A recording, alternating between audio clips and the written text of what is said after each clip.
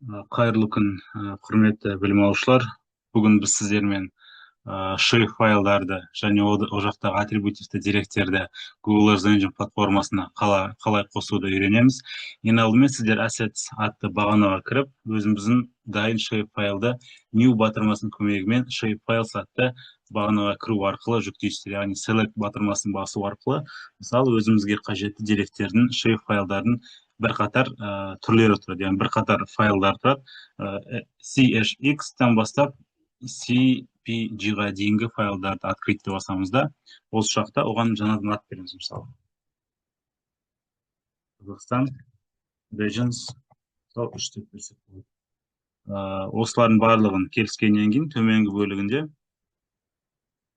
апплоудты басамыз да, көріп отырғандарыңыздай деректеріміз осы бағанада жүктеледі. Яғни, мысалы, ең бірінші жүктелген деректерді осы жаққа көшіру үшін import to script басамыз да, осы жақта table деп қалдыра берсек болады, бірақ өзімізге сол айнымалымен жұмыс жасау үшін сәйкесінше оны өзгертуіміз қажет. Оны қалай істейміз? Мысалы, KZ Regions деп жаза аламыз. Яғни KZ Regions деп жазатын болсақ, яғни бұнымен біз ары қарай жұмыс істеп, соның құрамындағы деректерді қарастыра аламыз.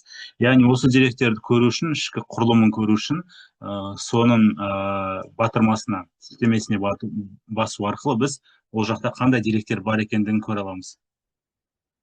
Яғни сол жақтарыңызда көріп отырғандарыңызда оның шейп файлдағы географиялық ақпараттық жүйедегі орны көрсетілген, ал оң жақта олардың қандай бағытта, яғни қандай атрибутивті деректер бар екені көрсетілген.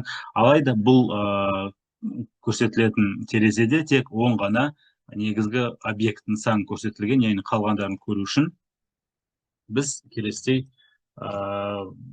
деректерге қол жеткіземіз. Мысалы, KZ Regions. Яғни осыны ранды басу арқылы көретін болсақ, бізде келесіде Future Collection, яғни полигоналды деректер шығады.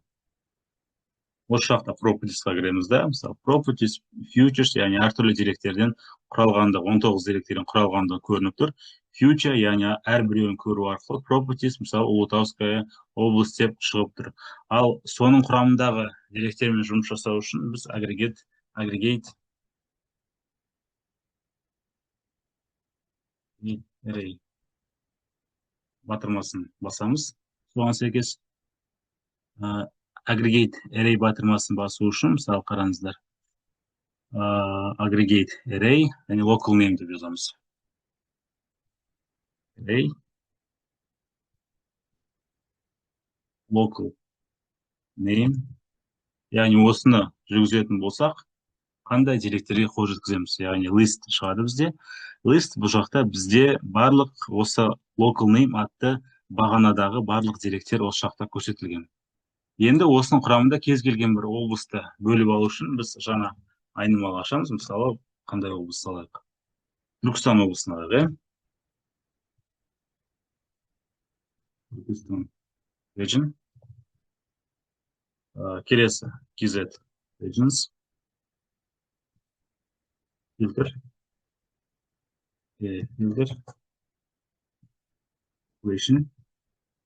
Equation бірінші бағанағыны қандай бағана қажет екендігін анықтаймыз.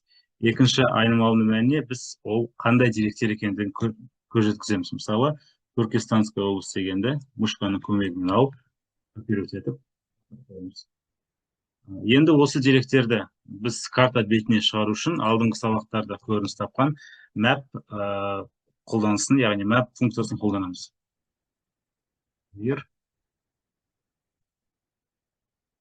Яғни Түркістан Region.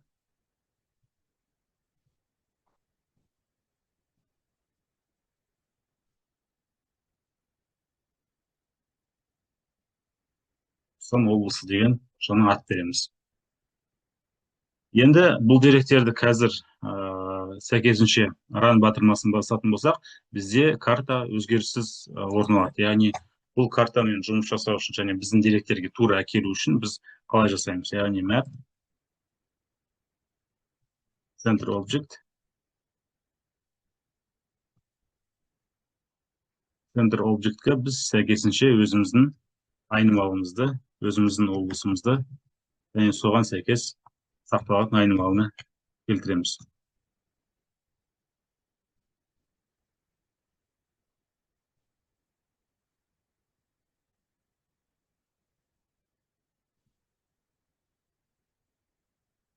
Раман батырмасын басамызда біздің деректер қалай көрініс табады екен. Соны байқап көреміз. Яғни көріп отырғандарыңыздай біздің деректер өзіміздің берген ат бойынша және шрифт файлдың таңдамалы бір бөлігі ретінде көрініс тапты. Осы бойынша келесі қадамдарды орындаймыз.